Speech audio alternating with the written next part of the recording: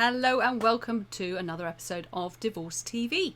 And we've got Doctor as our guest today, talking about all kinds of things like nutrition and hormones, and all very, very relevant to divorce.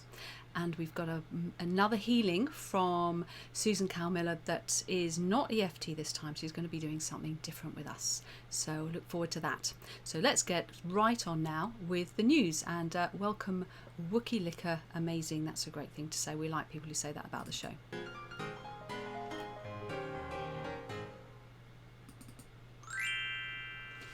So we've got some really international news for you this week. We're going to start with news from Al Bawaba, which is it's about a Saudi podcast which helps women and men to overcome the social stigma of divorce, which is pretty high in Saudi Arabia. So divorce rates in the kingdom began climbing as soon as the lockdown ended and life started returning to normal, the latest report by the Saudi Justice Ministry shows. In June, 4,079 divorce certificates were issued in Saudi Arabia, and this is 30 times more than the 134 granted in April, when authorities began implementing strict movement restrictions. The sudden spike is extreme, but nevertheless mirrors a dramatic increase in divorce rates in the kingdom in recent years. Highlighting the issue, a Saudi social entrepreneur and divorce coach launched a project to help people overcome what she describes as the shame and stigma associated with marriage breakup.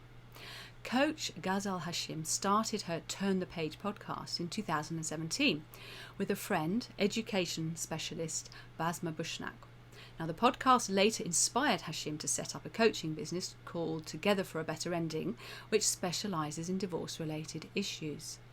Now, this voluntary initiative is still the only Arabic platform to address the social, legal, emotional, professional and family-related challenges of life after divorce. A bit like we're the only divorce TV show that does the same thing here in the States. Now, the idea began when Hashim and Bushnak met to discuss the challenges both faced as single mothers. We thought about co-writing a book, but after a lot of talking, we decided to launch a podcast where we could hold discussions in a friendly manner, Hashim told Arab News. Now, Hashim said that they do not encourage people to get a divorce, but dedicate their efforts to help both divorced men and women to overcome the social shame and begin their new journey in life with confidence. Now, obviously, it's a big serious thing in Saudi Arabia with the whole shame thing, but it's not. We have that here too, so I'll be interested to see any of your comments on that, because I think there's still a quite big stigma around divorce certainly in the UK. Separation should not be viewed as failure, she said. Divorce can be a catalyst for a positive change in life when married life becomes impossible, she added. We aim to break the stigma related to divorce. Divorce is seen as a bad thing that shouldn't be talked about, while in fact it is an issue that exists at a high rate in our society, and you can hardly find a family that doesn't have a single divorce case amongst its members. If divorce had been this bad, she says, our religion wouldn't have legalised it, and they wouldn't have dedicated a whole surah or chapter in the Quran to divorce. She said that while divorce is a challenge for both sexes, divorced men are rarely encouraged to acknowledge their feelings or learn from their experiences. So they tend to go through several marriages and fail each time. In most Arab societies, divorce is discussed from an exclusively religious point of view, resulting in a lack of specialised family marriage-related support services and an awareness of their importance, Hashim said. So, social stigma. Do you think there is a stigma here in the UK? I feel that there still is. Not sure about how much is the case in the States, but we do use the word broken family as though we're ripping things apart, which of course you are doing if you make a right mess of it and get it all nasty. So we're going to move on now to another international story. We're now with the Hindustan Times. Now, Kamya Punjabi says society uses the phrase separation and divorce as an abuse. I am remarried and happy.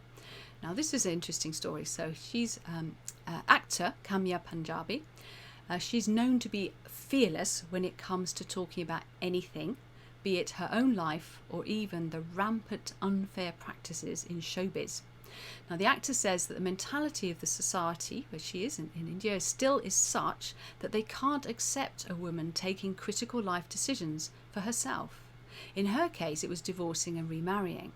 She shares, "I'm trolled on social media that in our family, separation and divorce just doesn't take place. Divorce is a very painful word. Our society uses that word as an abuse. If someone is divorced or a single parent or wants to start a new life, they will get trolled and people will not support them. So if you're in the UK or US, you just count yourself lucky that you don't get that going on." Now, Punjabi is now married to Shalabdang. The 41-year-old still has to field trolls on social media. That's even though she's now remarried. So on how does she not let it get to her? She says, "It makes me stronger. See where I am today and the kind of work I'm doing." She reveals that a lot of people, including celebs, hesitate in being vocal about their opinion on anything just because they're scared of the trolling. "I've seen a lot of people who don't raise their voice, and I'm talking about celebs," she says. "This is how we have been brought up. We run away from things." Punjabi decided instead to channelise her thoughts into a short film centred on the girl child. She tells us, "It's a mirror to society, and the hard truth is I have seen so many families where the girl is intelligent in studies, but she is married off. Women are also beaten. It has also happened that I fight for them, but the girl herself is not taking a stand because she's grown up like that." She says they don't take a stand. That's why I wanted to make a film on this subject. And before we get too comfortable with the fact that that doesn't happen in the UK or the US, be aware that in the US there are some states where they're trying to turn back the clock, get rid of no-fault divorce, increase the waiting times and just make it as difficult as possible for people to get divorced. So let's not take our liberal views for granted. And just so you know, even in the UK, with the changes to the divorce laws, the downside of the impending next year, we'll have no-fault divorce at last. We won't have to say horrible things about each other. At the same time, we'll have to wait longer to actually go ahead with the divorce. It almost seems to be like some sort of trade-off. One last story to finish off with. Right, the Mail Online, Sugar Babes, Amel Beraba gets candid about divorcing her husband. Now in January, she filed for divorce from her husband after 5 years together, with her mother tragically passing away just 2 weeks later. So she had a massive amount on her plate. And in a new interview, Amela Beraba spoke candidly about leaving Marcio Sousa Rosa, losing her mother and regularly breaking down as the single mum struggling to cope during lockdown. The former Sugar Babes singer, 36, who shares daughter Emara too with her ex, admitted that their marriage had to end and that her ex knew it too. Speaking about filing for divorce, Amel revealed to OK magazine that she was the one who broached it out of the blue at the start of January, just 2 weeks before her mother's death. She admitted that her main thought was her daughter and felt that being happy co-parenting was the best way forward, adding that she felt as though she was setting them all free. Describing how they co-parent Amira, Amel said that after 4 days of Marcio staying with them during lockdown, it was all she could take. So after worrying that they'd slip back into a marriage or friendship situation, they now live apart in what she described as a situation similar to that of Bruce Willis and Demi Moore. And I always give gold stars to Bruce Willis and Demi Moore. They're some of the best co-parenting role models that we have. Amel explained how the uncertainty and loneliness enforced by the lockdown after her mother's passing away and the breakdown of her relationship meant that she felt somewhat stripped of comfort and support. Luckily, a couple of months ago, the singer began to care for herself once again, Amel says, doing her nails and responding to friends' messages. Amel isn't putting too much focus on getting into another romantic relationship, describing the prospect of dating as exhausting. So, very important part of what I wanted to pull out of this is it is not an extravagance to look after yourself. You know, whether it's getting your nails done, getting a gym membership. It's so important. There you are, dealing with divorce. You're a single parent. You've got so much stress on your plate. Do look after yourself. It's, as I said, it's not an extravagant. It's often a necessity. Now we're going to get ready to speak to our expert of the week, who is used to be working as a GP. She'll tell us all about what her history is. But Dr. Alison Grimston is coming to you any minute now.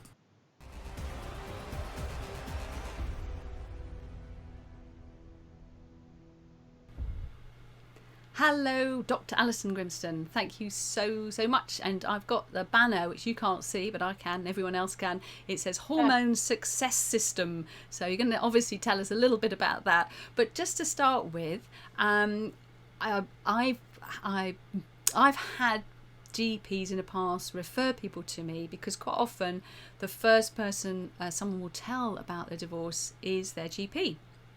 And sometimes those GPs can see that those people are under immense stress and they don't just want to give them pills and medication. They know that they need a little bit more support than that.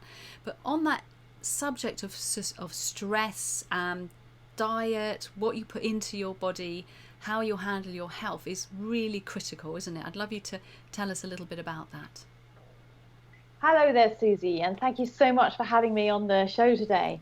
I'm Dr. Ali, the Hormone Success Doctor. So I've been a GP for 25 years or so, and I'm also a functional medicine doctor specialising in perimenopause and natural hormone balance for women. So the situation with divorce and general practice, it's true that we do find people do sometimes come to us. It's not a frequent thing because I think people don't feel that I think stress is so much accepted as part of daily life that people do seem to feel that they've got to just grit their teeth and get on with it. Certainly, I've referred several patients to you in my GP practice. So I'm a GP 2 days a week still. As well as having my online and offline clinics and courses. So,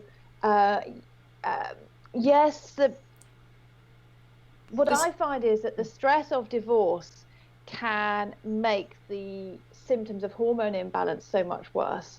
And the other way around, the stress of hormone imbalance, whether it's PMS or premenopausal dysphoric disorder or menopause, makes divorce more likely because of the mood swings that go with that.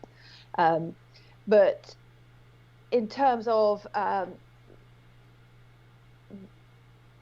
when I would refer to you, the thing about GPs is that they are very much led to believe by our culture that they should only refer to people that are in the NHS. It's a very strange system, and that's why you often don't get more complementary referrals or recommendations from your GP.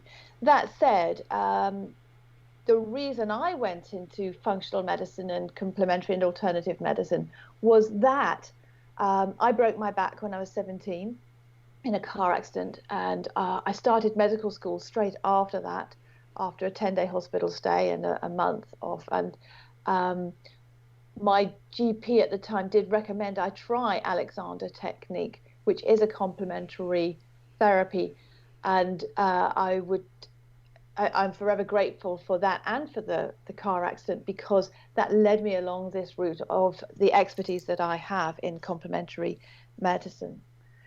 In terms of your question, I'm not really sure where it's coming from, really. What I was saying is, with the area that you've gone, it's not. You're going to tell us a little bit more about the hormone success system, but with health generally, as I was saying earlier, with the end of the news story about a lot of women in particular, mothers don't tend to look after their health enough, which obviously increases. They eat the wrong things, they don't get enough sleep, and I know it sounds very basic, but it is really important to consider your health and to look at every aspect of it. So perhaps if you can talk about some of the kind of effects that divorce and that transition into single parenthood can have on people. As you said already, some of that can be triggered by hormonal changes that are happening, but equally the stress itself can have effects on the body. So just kind of some general health awareness of what kind of things could be cropping up that someone maybe doesn't even realise has anything to do with the stress they're under, or could be making the whole process more stressful for them. Obviously their hormones playing up is definitely going to be a part of that. Okay, so what functional medicine is, which is grassroots medicine. With functional medicine, we're actually looking at the causes of ill health, whereas in medicine and the medical establishment, whether you're in the US or in the UK, the focus is on, let's look at these symptoms, give it a label, and treat it with a sticking plaster, which is very often a pharmaceutical. And all medication are poisons to the body. They give extra work for your liver. So it's far better if you can actually look at the root causes of the health situation. And one of my special areas is stress, because of the fact that I burnt out myself at the age of 38 as a full-time GP. And what I discovered through my own experience, as well as later in my functional medicine training, is that we really need to put these foundations of health in place. And there's a diagram that I use for explaining that those fundamentals, we need to make sure that we are connected to our vision for our own health, and that we know a bit about our values. So spending some time, despite all the busyness and fear and anxiety of going through a divorce and separation, and very often looking after children as a single parent as well, and helping them to deal with their own anxiety, but being sure, getting the feel for what you want this next phase of your life to be based around is fundamental. And looking at what's important to you, whether your important things are your career or the environment, or if there's something that really catches you, that can be really helpful. But having a vision for a peaceful you in a year or two's time can help you to take steps every day, like meditation and like the work that Susan is going to take us through later, can be really helpful. Nutrition is really important. Managing stress is really important. And it's not just managing stress, because you know that when you're going through this stuff, you have intolerable amounts of stress that you're going through. Absolutely. And if you can work with Susie's ways and have it more as a peaceful process, then that's going to reduce the stress of that. But it's actually how we deal with stress. And when I do have people talking to me about the stress of divorce, it tends to be when there's been a very angry situation in the relationship, and then it's really affected everybody concerned to much deeper effect. But managing stress involves things like learning breathing exercises, doing visualizations or meditations, taking exercise, and we'll come to that later.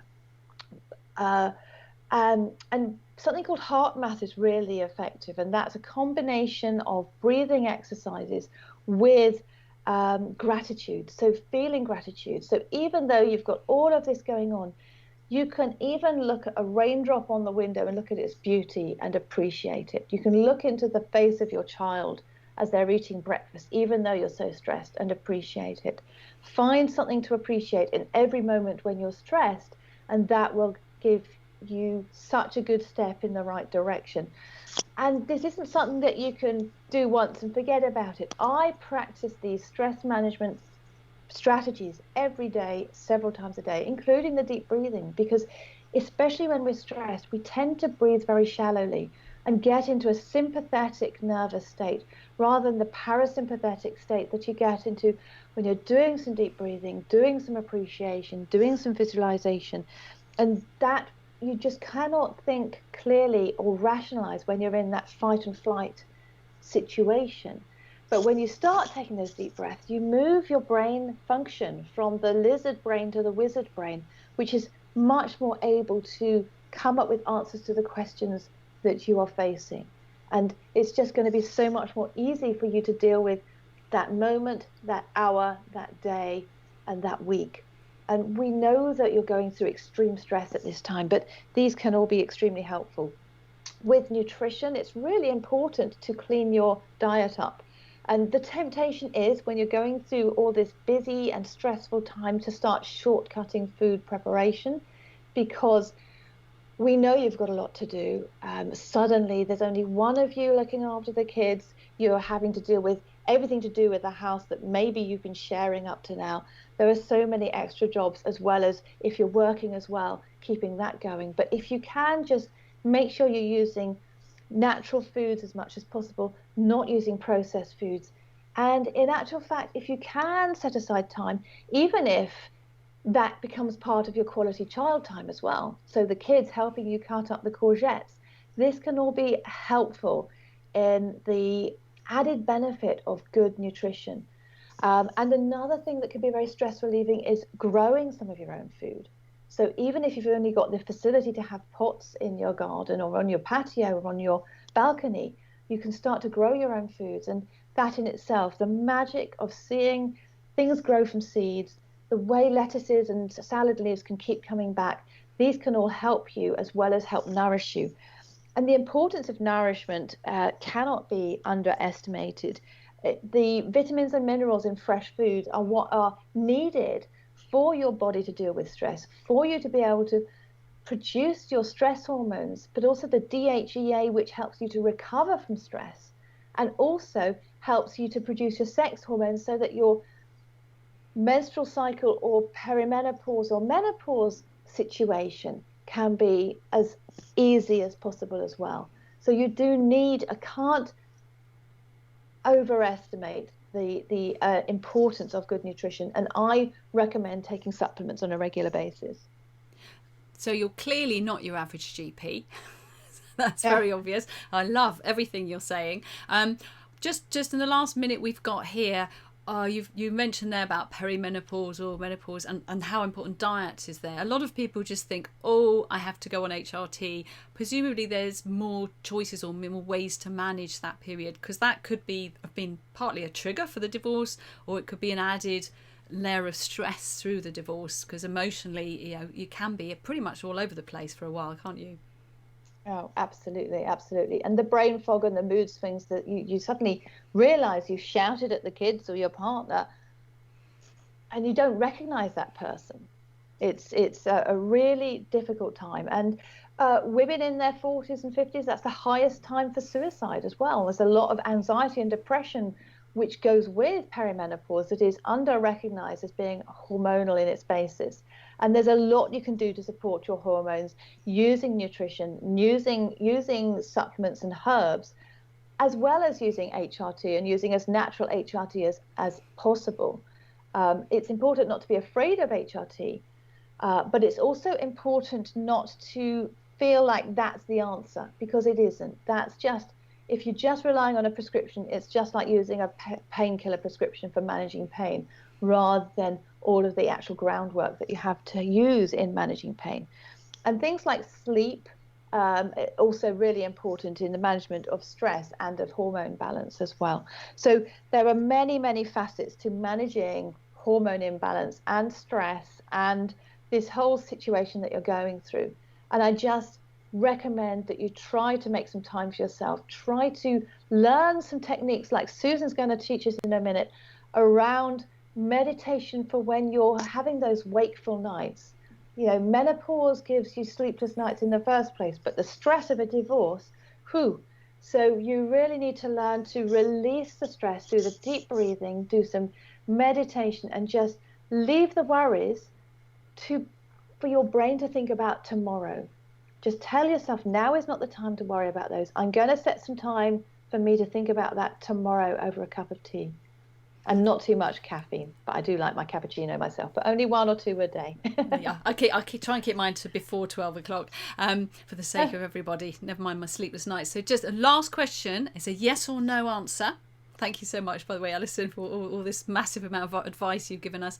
But yes or no. So if you're a husband now watching this and you think your wife's gone a bit crazy, basically, should they be sending them or suggesting they come and have a chat with you? There are lots of things that you need to do, and I've written a blog post specifically about menopause for men. So that and just understanding menopause can make it easier for you to cope with what your partner or wife is going through. And yes, I can help for sure. So when this goes fully sort of does its thing online, I'll be tagging you in. If you could pop that link as well as some other links, that would be brilliant in the comments, and then people will be able to find out more. That's great. Thank you so very much for being on the show. It's lovely to see you again. You're welcome. Thank you for having me. Take care. Bye-bye. So that was good. So I love GPs that talk about real health and don't just give you a pill. But that's hard to do if you're in the NHS. So good old Alison, that she's managed to make that space and time in her life, and she's able to serve a great many people that way. Now we were going to whiz through our lesson content. We're still on the 5 key stages in your divorce plan, and we're going to just go in deep on number 3. We're splitting the pot, this one. So my guidance on this into part of your strategy is, for goodness sakes, look at the bigger picture. Don't just get stuck on, here we are, we've got this bit here and we've got to try and work it out. That's, people get locked into that and they forget that they need to start first with thinking, what is the bigger picture? What are they trying to achieve here? Because this is the rest of your life, really, that you're setting yourself up for here. It's not just a case about how much you have, but the way you split those finances can have massive impacts. So don't start from a place of lack and fear, because it will not help your decision making. And you need to make a forever plan, really, and start with what you want to create. Don't worry about how you're going to do it yet. Maybe there's not that much money in the pot, but start with what you want to create. And in that, don't squash your dreams. And how, you might say, how am I going to live my dreams, or even know what my dreams are when I'm in the middle of a divorce? Well, there's great people who can help you with that. So we've got, for example, Jane Parslow, who is a transitions coach. These are all people who are part of the Divorce Best Way to Divorce team. Also, they are on many of the divorce financial workshops that we run. We have divorce coach Jonathan Burston, who can also help with this. And if you come and join us in the Secret Divorce group, which is not on Facebook, you will be able to access these experts and their advice in our monthly meetups. Financial strategies. Now we're getting on to the financial side now. So you've got your vision, you're looking at the bigger picture. Again, money mindset. So apart from knowing what you want to create, you may have a lot of subconscious blocks. I know I've had plenty about money, thinking, do I deserve it? This is all stuff you're not even conscious of a lot of the time. So this is the kind of thing that Indra, who's a wealth coach, who's also recently joined us on the directory and in the Secret Divorce group, she works with people, women mainly, but also men, to help them feel confident about asking for the money that they need. We had a lovely lady in our group the other day, and she was using language that I picked her up on, because it implied, and I remember doing this myself. You think, oh, I'm I've got to take some money for us and the children, as if you're taking something away, but you've got a job to do. You've got to bring these kids up. You're splitting things.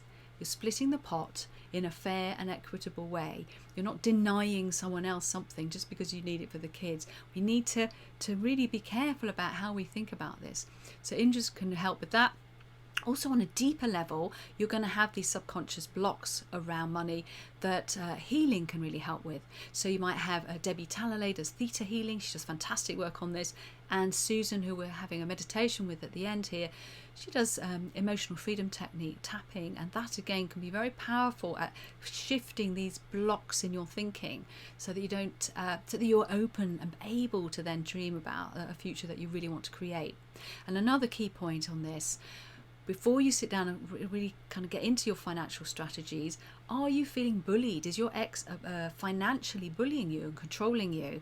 You need to deal with that. That's not going to go away. And of course, Ruth Driscoll is particularly expert at helping people deal with that. Now, cutting a deal, this is the key. And obviously you want to cut a deal. You do not want to end up in court with someone else who doesn't know your family telling you how to split it all up. You want to be able to do it yourselves. So you're going to be focusing on the outcome. You're going to know your numbers. You're going to get all the information in.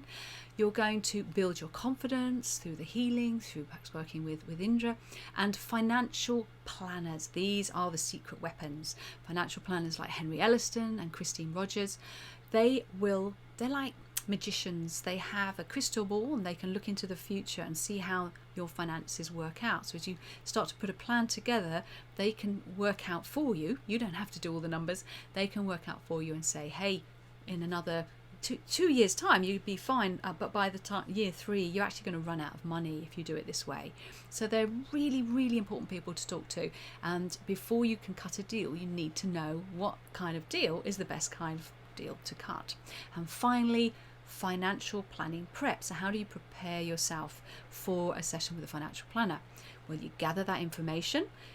Filling in the Form E helps. In fact, a lot of the info that you use will be in the Form E, so you kind of combine the two. Sometimes people find that quite onerous, especially if they've got business involved and all these other finances.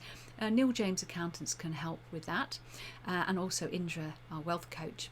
Be clear on what you want. You're working with a life coach, removing blocks through healing. That's going to help you get that clarity. And finally, let the financial planner use their crystal ball to help you work out what is your bottom line of what you really need, and then what you'd really like. And then somewhere in the middle, you're going to cut a deal that's going to work for the whole family. Now we're going to move on to shared stories this week. It's a little bit different. It's a little video I made a while back, which I'd like to share with you.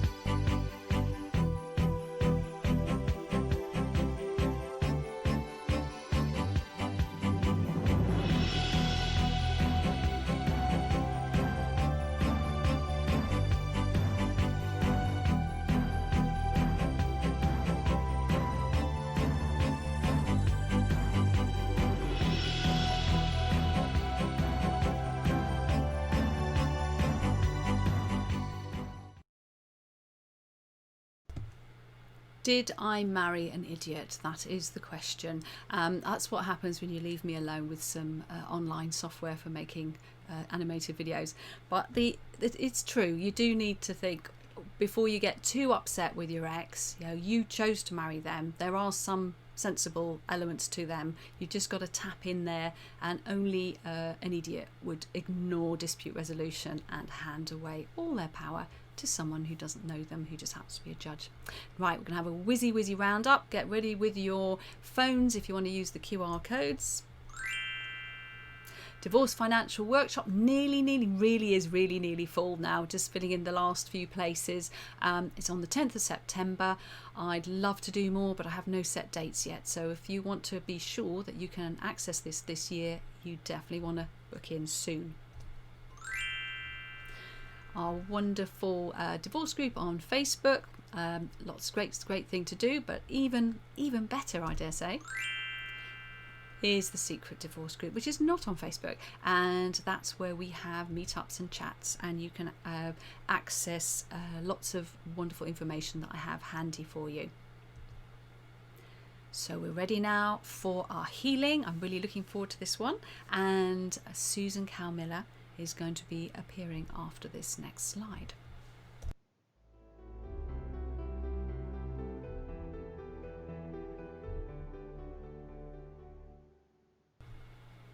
Welcome, Susan. Can you hear me loud and clear? I've got you loud and clear, thank you. Fantastic. So what are we going to be doing today? Well, we're not going to be doing my usual EFT tapping. I want to share breath work as a preparation for learning meditation, because several years ago my homeopath suggested to me one day very gently, Susan, I think meditation might be the way to go with you. You know, my wife runs a small group, etc. And my response was, oh, I know, fine, it would help me, but I haven't got time for that. I'm not in the right place for it, which is sad. I obviously wasn't in the right place. Now I'm very interested. I'm going to be sharing someone's work, some that I'll be commenting on in the comments about it, my friend who's running his own meditation group. Lovely. Stroke website, so that's what I'm doing. Fantastic. There's a slight rattling sound in the background. I don't know what it is, but I think we'll be all right because I'm going to be playing a little bit of music underneath so we can get into the mood. So, and I will disappear from everyone's screens because the last thing you want to do is watch me meditating. And and I look forward to saying, we'll round off together when you finish. So I'm going to start the next slide now, as everyone will only be able to see you.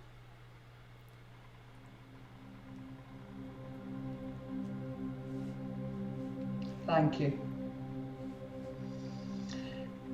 I'm going to be doing some breath work with you, and I would like you,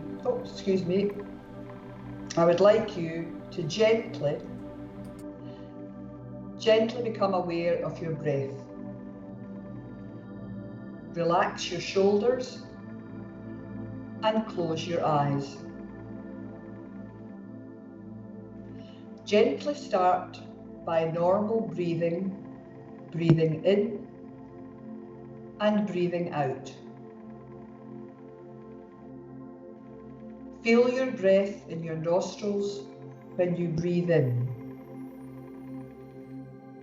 Feel it when you breathe out.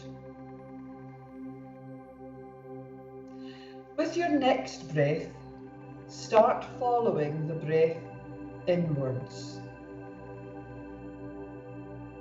Breath and consciousness becomes one, and follow the breath outwards. There is nothing else to think about in this moment. You are breathing in and you are breathing out. You're following the breath in and you're following the breath out. You are simply becoming aware of your breathing.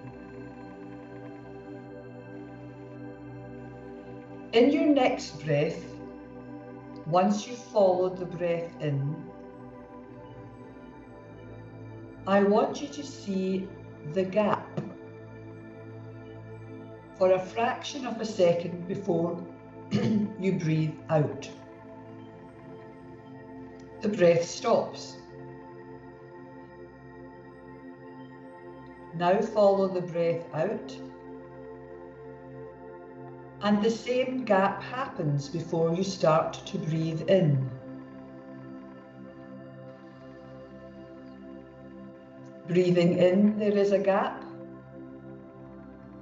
Breathing out, there is a gap. Just breathe through your nose. Feel the breath in the nostrils. Follow it going in and feel it stop just before you're about to breathe out.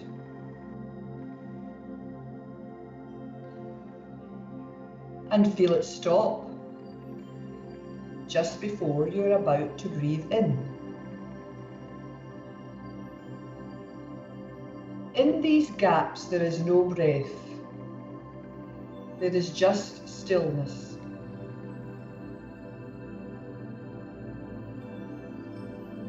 Once you start to become aware of these gaps, awareness happens. This is where you simply discover the empty space that holds all the possibilities. Then gently continue, breathe in and out. Pause and wait. Wait for your next breath to come. It will always come. Focus on the breath and on the pauses between the breaths. You're learning to trust your breath. So all you are doing is gently breathing in and out, pausing and waiting for the next breath to come. You are trusting your breath, hence trusting life, trusting your existence. Namaste. And gently open your eyes. Thank you.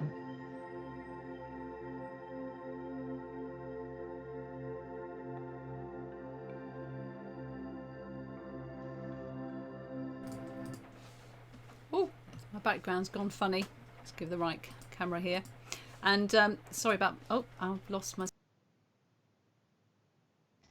Unmuted myself now, that helps, and my background's completely gone funny despite me setting it all up earlier, but hey, that you can see what's behind, what goes on behind and during the show. I'm going to pull it in now so you can see what it should look like.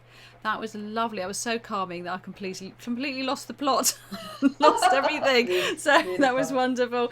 So thank you so much, Susan, and we're going to now just leave the show now, and with the same words as I usually say, but sometimes in a different order. In the war of divorce, on the battlefield of family separation, please always make peace your weapon of choice.